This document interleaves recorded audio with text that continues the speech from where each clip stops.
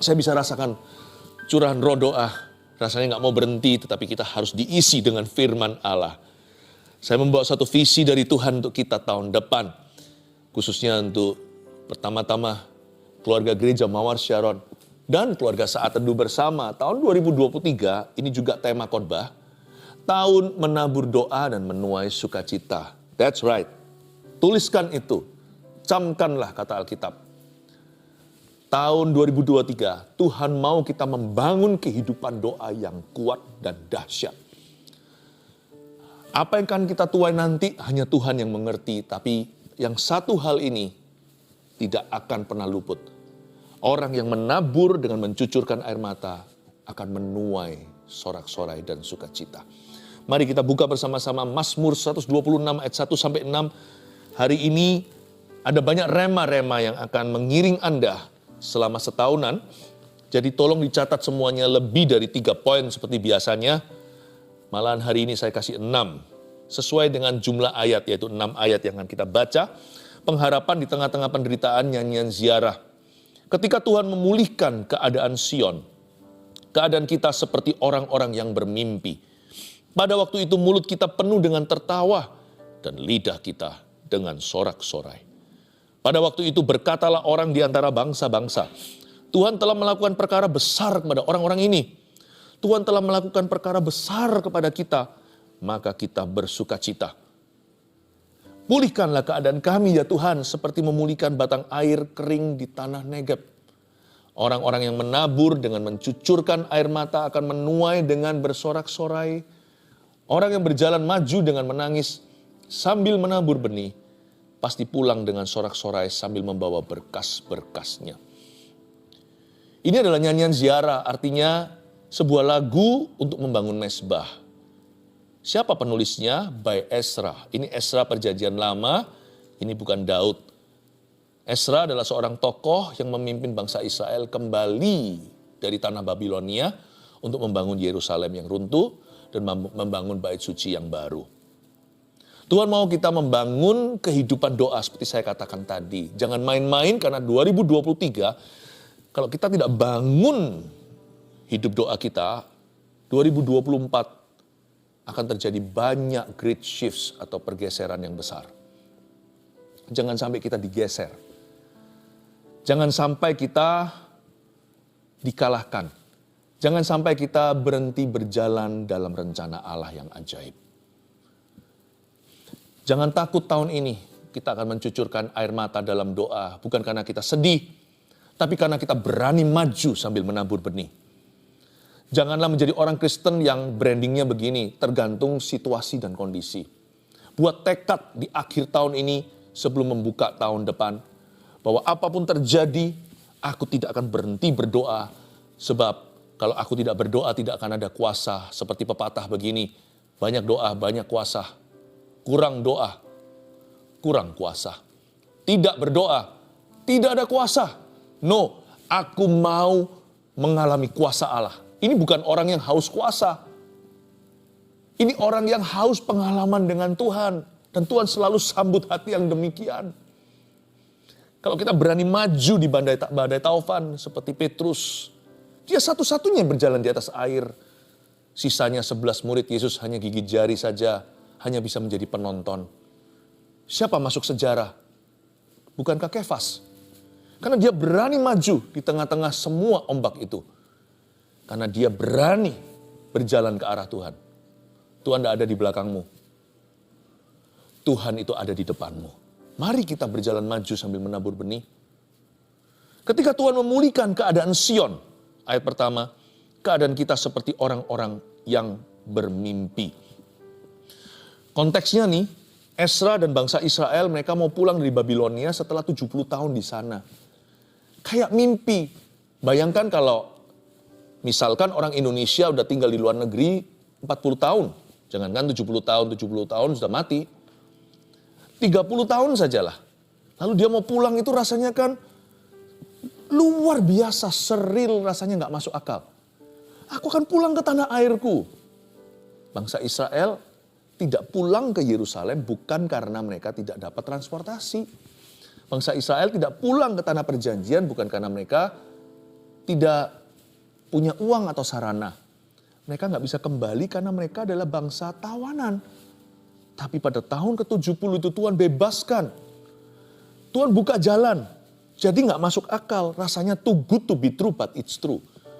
Rasanya ini nggak mungkin terjadi. Saya harus mencubit diri. Apakah ini mimpi? Ternyata sungguhan loh. Ada banyak mujizat begini nanti bagi orang yang berdoa tahun depan. Too good to be true, but it's coming true. Kayaknya ini nggak masuk akal, tapi kejadian. Tapi keluaran, sungguhan Tuhan mengeluarkan titah untuk mengirim mujizatnya kepada orang-orang yang berdoa. Ketika Tuhan memulihkan keadaan Sion, bangsa Israel hampir-hampir nggak berani percaya. Keadaan kita seperti orang yang bermimpi. Kayaknya harus tampar pipi kanan, pipi kiri. Aku ini lagi tidur. Apakah ini kembang tidur, bunga mimpi, atau ini sungguhan terjadi? No, it's really happening. Ini sungguh-sungguh terjadi. Maksudnya orang yang berdoa itu akan melihat di depan perkara-perkara mustahil dari Tuhan. Hal-hal yang tidak masuk akal, itu yang Tuhan sediakan. Dan ini bukan berita angan-angan pemberi harapan palsu atau kemakmuran. Sebab orang yang percaya pada Tuhan ada janji demikian. Yang mata kita belum pernah lihat, yang belum pernah didengar oleh telinga kita, yang belum berani kita bayangkan, bahkan kita belum berani minta. Tuhan sudah sediakan bagi orang-orang yang mengasihi Dia. Keadaan kita seperti orang yang bermimpi. Ini seperti pepatah begini, bangsa Israel itu keluarnya itu beribu-ribu, tapi dia pulangnya berlaksa-laksa. Oh puji Tuhan, kita hanya menabur sedikit. Dari mana semua anak ini? Aku kira aku mandul. Karena berdoa. Doa itu bukan magic show. Doa itu bukan keajaiban. Doa itu tabur tuai. Tapi yang kau tuai tidak sebanding dengan yang kau tabur. Kalau nggak gitu kan kerajaan Allah bukan kasih karunia. Kerajaan Tuhan itu adalah kerajaan kasih setia. Kita menabur, tapi waktu kita tuai, kita tahu bahwa ini bukan karena taburan kita. Makanya itu kalau nabur jangan tanggung. Kalau kita mau menabur benih, taburkan 100%. Kalau mau doa sungguh-sungguh, kalau ketuk pintu jangan hanya sekali, 2 kali, tapi ketuk terus sampai terbuka. Ketika Tuhan memulihkan keadaan Sion, keadaan kita seperti orang yang bermimpi. Coba bayangkan keluarga Yakub. Waktu mereka pindah ke Mesir itu untuk menyusul Yusuf. Akhirnya mereka reuni ya kan. Jumlah mereka itu 70 orang. Tapi waktu mereka dibawa Tuhan dari Mesir ke tanah perjanjian, mereka seperti pasir di tepi lautan. Mereka seperti bintang di langit. Begitu banyaknya, pergi beribu-ribu, pulang berlaksa-laksa. Saya juga bernubuat untuk gereja Mawar Sharon. Kita semua masing-masing akan pulang kepada visi lokalnya atau setiap gereja lokal yang ada. Pusatnya yaitu di GMS Surabaya Barat. Kita akan masuk ke satu fasilitas baru, yaitu GMS di rooftop nanti. Oh, kita pulang berlaksa-laksa. Dari situ kita akan memberitakan Injil ke seluruh dunia. Keluarga Saat Teduh tercinta, bawa pulang berkas-berkasnya sampai ke rumah. Ayo hari ini di episode Saat Teduh atau saat ini doa Old and New bersama dengan seluruh jemaat. Saya mau ajarkan kita untuk berdoa sungguh-sungguh. Bukan berdoa gaya menonton orang berdoa atau konser doa. No, setiap orang harus partisipasi. Setiap Anda harus menabur. Masing-masing harus bawa hatinya dan bahkan curahkan air mata. Ayat 2, pada waktu itu mulut kita penuh dengan tertawa dan lidah kita dengan sorak-sorai. Kenapa orang-orang ini tertawa ya? Kenapa mereka berteriak-teriak happy ya? Tuhan telah melakukan perkara besar kepada orang-orang ini. Tuhan telah melakukan perkara besar kepada kita, maka kita bersuka cita. Ayat 2 dan 3 ini nggak ngerti sebenarnya bangsa Israel itu nuai apa persisnya perkara besar. Kita tahu dari sejarah bahwa mereka berhasil untuk pulang dan membangun bait suci baru yang nantinya ratusan tahun kemudian Yesus jalan di situ. Bahkan diserahkan di bait suci. Itulah bait Allah. Itu perkara besar. Bangsa Israel gak pernah terpikirkan kalau mereka akan melihat kembali bait Salomo yang dirubuhkan. Mereka akan melihat tembok Yerusalem kembali mengelilingi kota. seperti perlindungan Allah. Itu perkara besar mereka. Tapi ini nggak relevan buat kita hari ini. Kita nggak perlu tembok sekarang. Kita nggak perlu bait suci perjanjian lama. Setiap orang akan menjadikan ayat ini relevan sendiri dari aplikasi pribadi. Perkara besar apa yang Allah sediakan untuk Anda? Saya nggak tahu satu persatu. Pokoknya pegang teguh. Pokoknya ada perkara besar. Ada perkara besar pokoknya. Iman saya itu iman pokoknya. Yesus pokok anggur saya. Pokoknya saya percaya ada perkara besar di depan ini. 2023 orang bilang suram, saya bilang perkara besar. Manusia sekeliling saya semua pesimis, tapi saya berkata no. 2023 ada penyertaan Allah. Kok yakin? Karena Tuhanku setia. 2, karena aku berdoa. Karena aku menabur dengan air mata, aku akan menuai sukacita. Aku tidak tahu persisnya apa yang akan aku tuai nanti. Anda bisa katakan itu pada dirimu sendiri. Tapi yang pasti aku akan menuai sukacita. Saya nggak tahu nanti itu ke depan Tuhan sediakan apa. Kan sudah jelas-jelas di Alkitab dikatakan, mataku belum lihat. Nggak mungkin bisa saya rumuskan, telinga belum dengar. Jadi saya nggak bisa ceritakan apa yang hendak Tuhan lakukan di hidupku. Pokoknya saya optimis dulu. Nggak peduli nanti tuayannya apa, persisnya apa. Individu lepas individu. Keluarga lepas keluarga, saya nggak tahu. Pokoknya tugas kita hanya satu, kita bersuka cita dulu.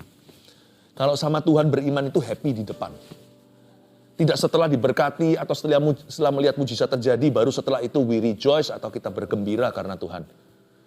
Kita bergembira karena Tuhan itu karena Tuhannya, bukan karena berkatnya. Tuhan itu sudah pasti. Meskipun berkat nanti yang terjadi itu belum pasti, nggak tahu persisnya seperti apa. Tentunya 2023 juga ada porsi untuk salib yang kita pikul. Jangan hanya kita harapkan perkara-perkara yang baik, perkara baik maupun perkara buruk semuanya Tuhan bisa pakai untuk kepentingan kita, untuk kebaikan kita. Tapi hati saya optimis pokoknya. Saya happy di depan. Saya bangga sama Tuhan. Saya nggak taruh curiga sama Tuhan Yesus nanti jangan-jangan kau kasih aku pencobaan. Tuhan sendiri ajarkan dalam doa Bapa kami, jangan tuntun kami ke dalam pencobaan. Pencobaan tidak datangnya dari Tuhan.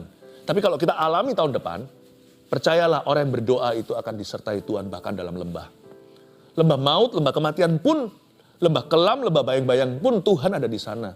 Tidak ada kegelapan dalam jalan kita. Karena kalau ada Tuhan, dialah terang dunia. Dialah pelita bagi kaki kita, terang bagi jalan kita. Tuhan pasti akan persiapkan kita dengan firman.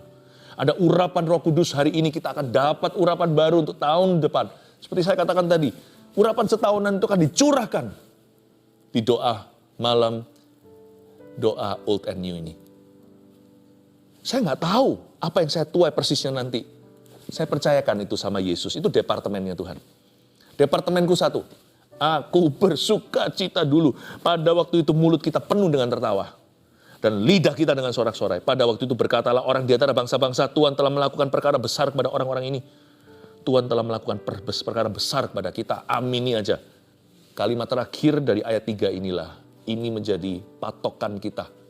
Ini pakemnya kita. Maka kita bersuka cita. Maka sekarang saya ganti ini sedikit sebagai ajakan untuk Anda. Mari kita bersuka cita. Katakan pada orang kanan kirinya, tentunya Anda tidak sendirian kan? Kalau Anda sendirian pun katakan pada diri sendiri. Kalau Anda bersama dengan keluarga atau dengan saudara seiman sekarang, bilang sama kanan kirinya, mari kita bersuka cita. Happy di depan. Haleluya. Ayat 4. Pulihkanlah keadaan kami, ya Tuhan. Seperti memulihkan batang air kering di tanah Negeb. Tunggu. Kok mundur lagi ya?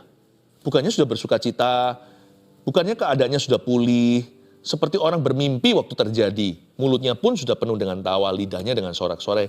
Loh kok ayat 4, pulihkanlah keadaan kami ya Tuhan. Kok sakit lagi? Kok masalah lagi? Kok down lagi? Kok di bawah lagi? Bukan. Ini bukan di bawah lagi. Ini membawahkan diri, paham maksud saya. Pulihkanlah keadaan kami ya Tuhan, seperti memulihkan batang air kering di tanah Negeb. Ini yang saya sebut terus melemahkan diri atau terus merendahkan hati di hadapan Tuhan Yesus. Ini bukan berarti Esra dibawa lagi. Esra sudah pulang ke Israel. Bangsa Israel sudah mulai tok mulai konstruksi. Tapi biasanya orang kalau mulai diberkati itu jadi gaya. Tidak sedikit setelah mereka disembuhkan seperti 9 orang kusta. Tidak kembali. Ekornya pun tidak kelihatan, apalagi bayang-bayangnya.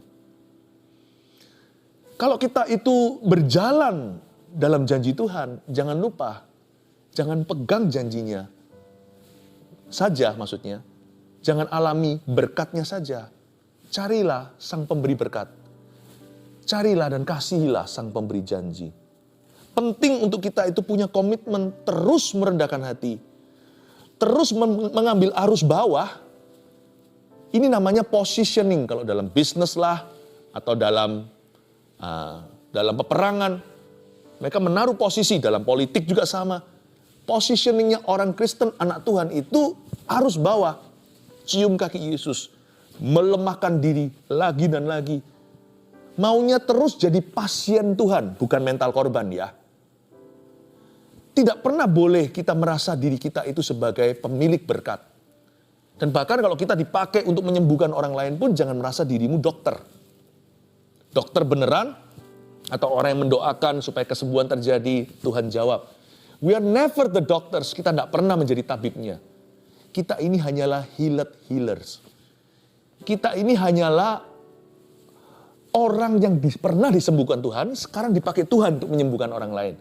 Kita ini orang yang dulunya bermasalah, dilepaskan dari masalah kita untuk membantu orang dalam permasalahan mereka. Kita ini adalah orang yang pernah dilepaskan, tapi sekarang diurapi untuk melepaskan orang lain. Ambil arus bawah, pulihkan keadaan kami.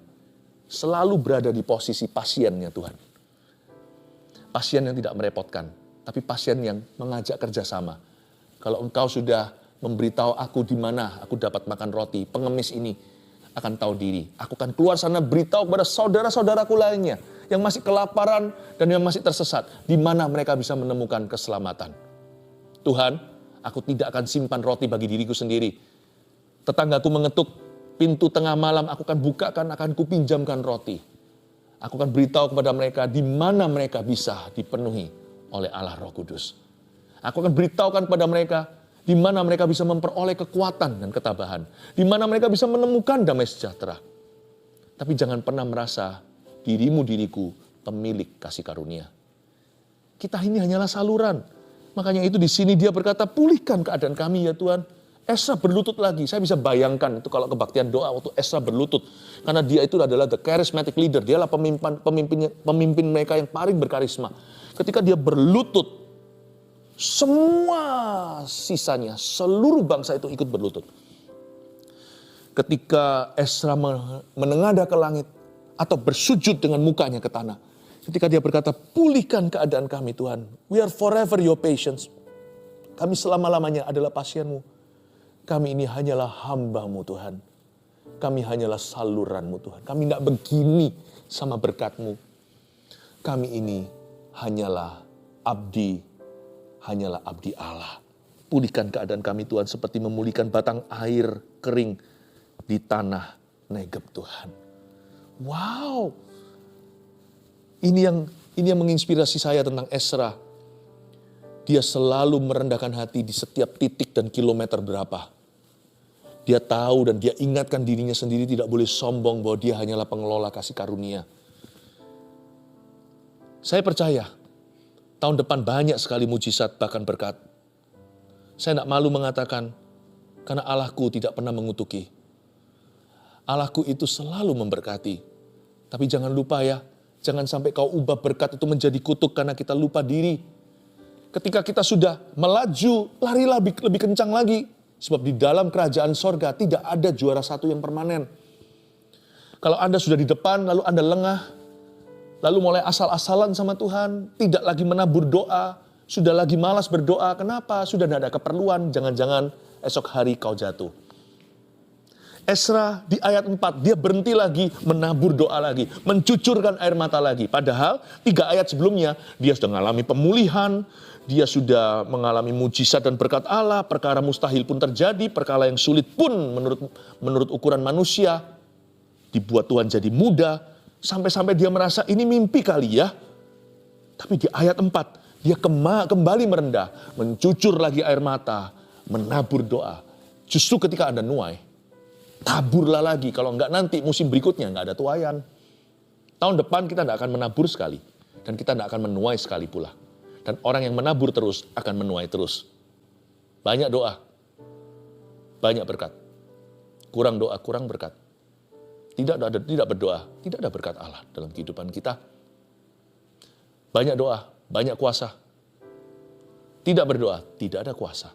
Kurang berdoa, kurang kuasa. Terus tabur dengan air mata.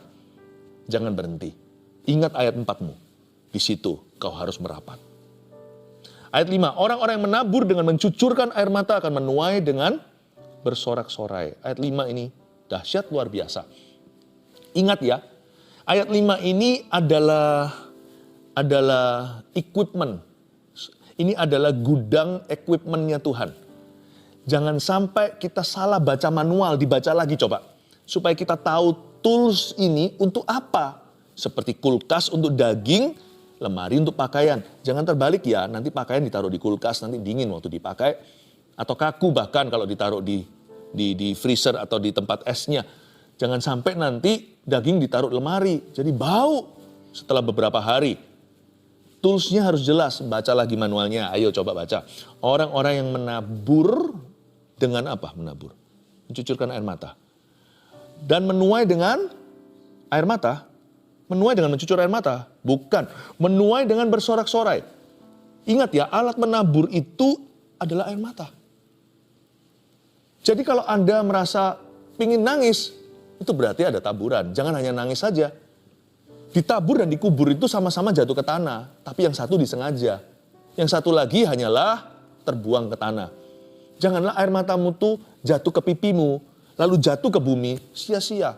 Karena itu, be selektif. Pilih-pilih. Untuk pilih-pilih tujuanmu menangis. Jangan nangis untuk perkara-perkara yang gak perlu ditangisi. Ngapain sih kita menangisi apa kata orang tentang kita? Janganlah. Menurut saya lebih baik kita nangis ketika kita dengar firman Tuhan atau ketika kita baca Alkitab. Lalu kita mengerti apa yang Tuhan sedang katakan di hidup kita, kita terjamah atau terharu. Tangisan begitu adalah tangisan karena apa kata Tuhan. Malah justru membuat perkataan Tuhan itu ada pelumasnya di hati kita. Jadi mudah untuk lulus. Tapi kalau apa kata orang kita tangisi, jadi apa? Kalau bukan jadi roh mengasihani diri sendiri. Pilih-pilih. Tolong agak sedikit cerewet. Jangan semuanya itu di ACC, jangan semuanya di approve. Untuk apa kita menangis hari ini? Tidak semua air mata keluar itu selalu jatuh ke tanah sebagai taburan.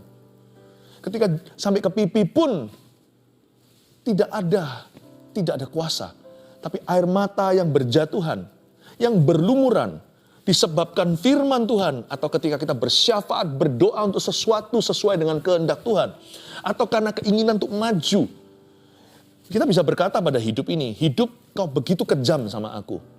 Ya, jangan kepahitan sama Tuhan, jangan kecewa sama diri sendiri, sama manusia apalagi. Tuhan itu baik kok bisa kita kepahitan. Tapi kalau kita mengalami tekanan hidup ini, mungkin kita boleh katakan dalam hidupku itu betul-betul kejam sama aku. Gak apa-apa. Engkau bisa tekan aku seberat-beratnya. Aku menangis karena tidak tahan. Karena rasa sakit yang kurasakan. Atau perasaan stres yang berlebihan. Tapi satu hal ini tidak bisa tercuri. Kau bisa membuat aku menangis, hai kehidupan. Tapi aku memutuskan, kalau memang aku harus menangis hari ini, I might as well. Daripada menangis sia-sia, sekalian. Waktu aku menangis, sekalian maju. Aku tabur benih. Tuhan, berat hidupku. Namun Tuhan, aku tetap percaya hari depan milikmu ada di tanganmu. Aku percaya rancanganmu bukan rancangan kecelakaan, tapi mendatangkan masa depan penuh pengharapan. Rancanganmu damai sejahtera, dan aku klaim janjimu seperti Yabes berkata, kiranya engkau memberkati aku berlimpah-limpah. Ini dengan mencucurkan air mata ini. Dengan nangis deras ini. Ini udah banjir pipi. Kiranya engkau memberkati aku berlimpah-limpah dan memperluas daerahku, sekalipun ibuku pun menolakku, mengutukiku. Kalau enggak kan, aku enggak dinamai Yabes yang artinya apes atau bad luck. Artinya nasib jelek. Artinya loser atau pecundang. Tuhan, aku ampuni.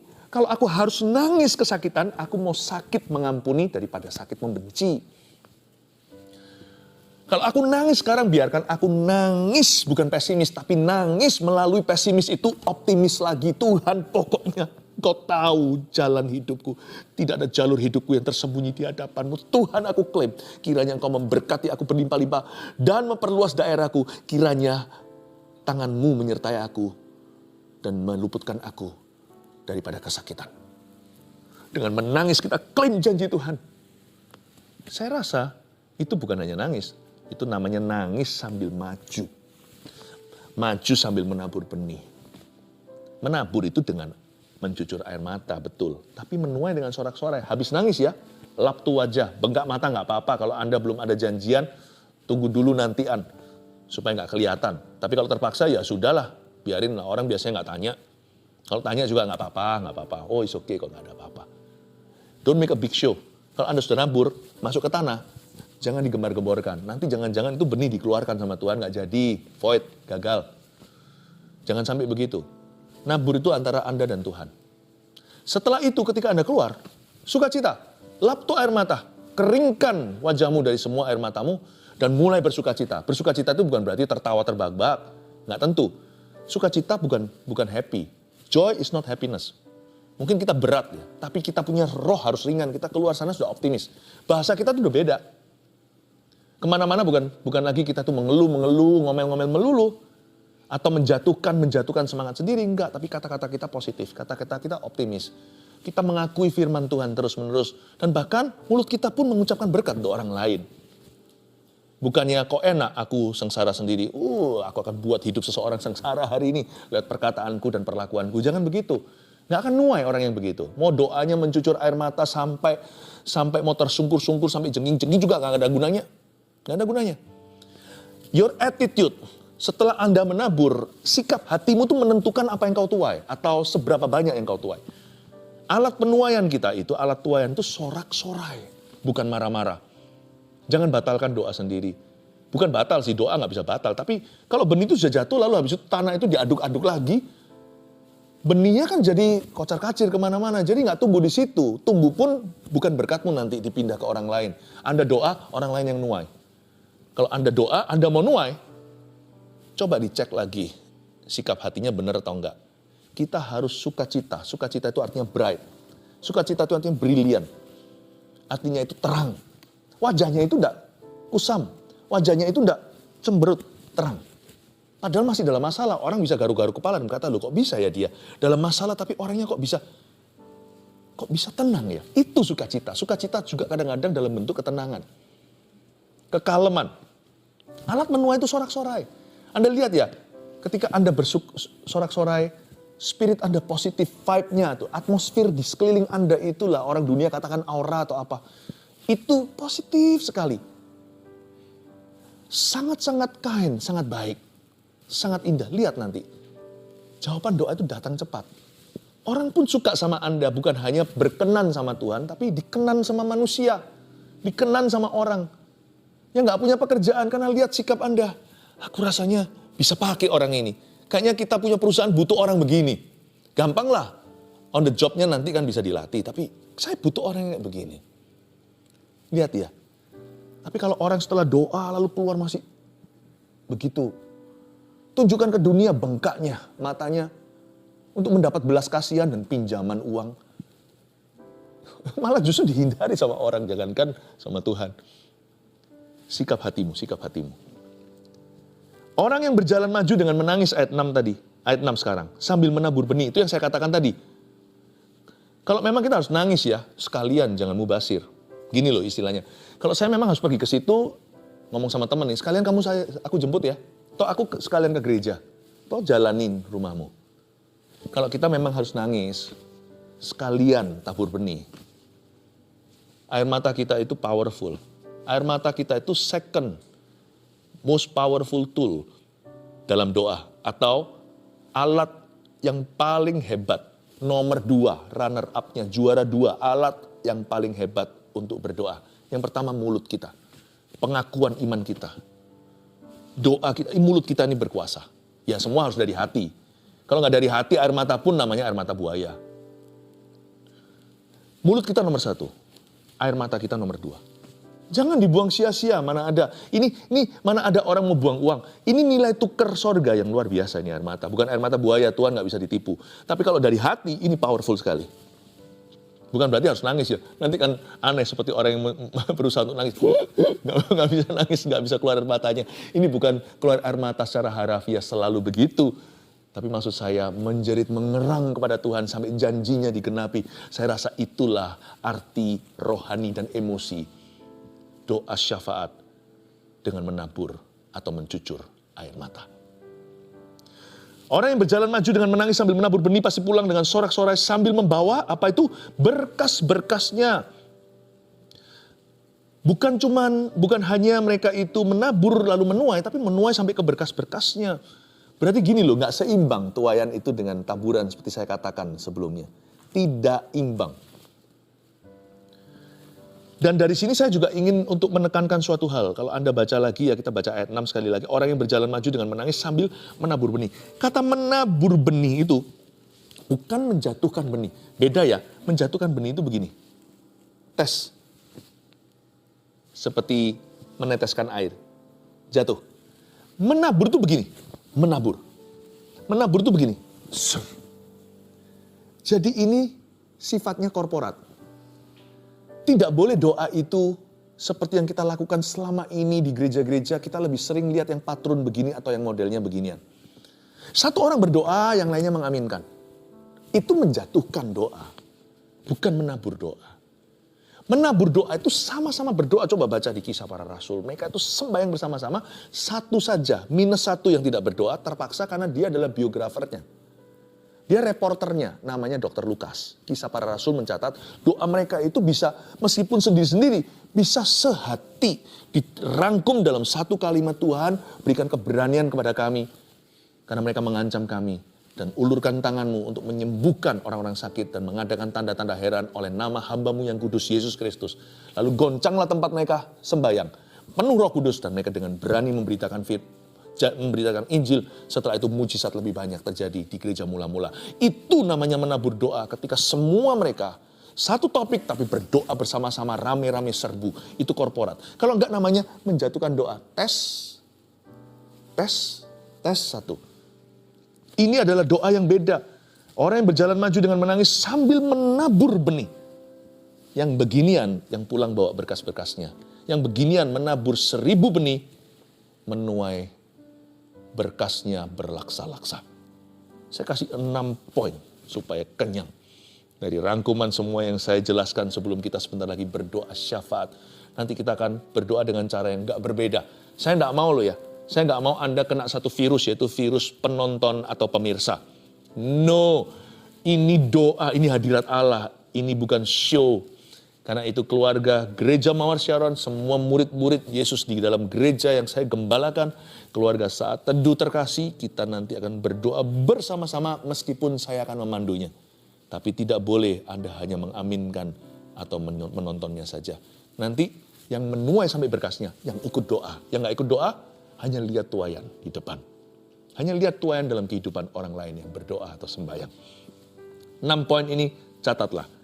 2023 tahun menabur doa dan menuai sukacita nomor 1. Tuhan sanggup mengubahkan keadaan kita semudah membalikkan tangannya. Itu ayat pertama tadi kan, ketika Tuhan memulihkan keadaan Sion, keadaan kita seperti orang yang bermimpi. Jadi Tuhan sanggup mengubahkan keadaan apapun. Coba bisa semua tangannya. Dalam hitungan ketiga dibalik ya. 1, 2, 3. 1, 2, 3. 1, 2, 3. 2, 3. Gampang ya. Kecuali kalau mungkin kalau ada seorang pasien stroke itu saya berdoa supaya Anda sembuh, terapi Anda jalan dan berhasil. Tapi kalau kita sehat-sehat kan lihat. Gampang sekali. Segampang itu Tuhan membalikkan keadaan kita. Tapi jangan ditarik lebih lanjut ya. Lalu kenapa kok keadaanku gak berubah? Lalu marah sama Tuhan. Kita gak berhak. Kita boleh berdoa, klaim janji. Menabur air mata, kita gak berhak menuntut Tuhan. Karena kita ini masih hutang. Hutang kita tuh selama-lamanya sebenarnya di neraka. Tetapi saya hanya ingin mengatakan ini supaya bangkit imanmu. Bahwa bagi Tuhan tiada yang mustahil. 2. Apapun yang kita tuai nanti, yang penting bersukacita dulu di dalam Tuhan. Pokoknya yang penting kita sukacita dulu. Karena sukacita itu statement kita. bahwa aku akan menuai. Itu pernyataan iman. Tuhan, aku bergembira karena Tuhan, maka Tuhan akan memberikan apa yang diinginkan hatiku. Sebab orang yang bergembira karena Tuhan tidak akan inginkan dosa.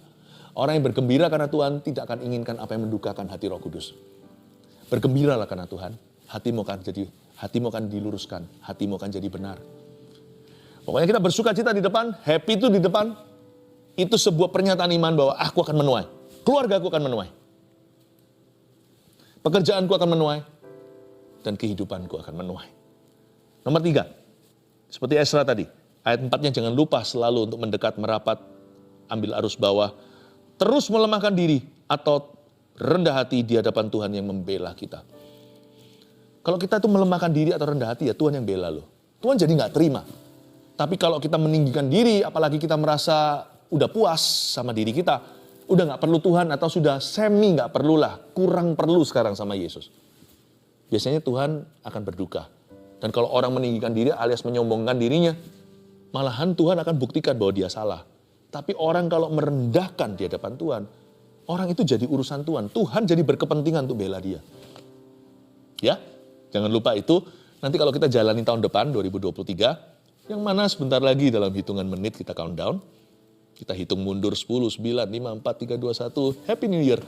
Selamat tahun baru. Lebih baik sih kita itu luangkan old and new atau pergantian tahun dalam doa daripada pesta pora gak jelas itu untuk apa.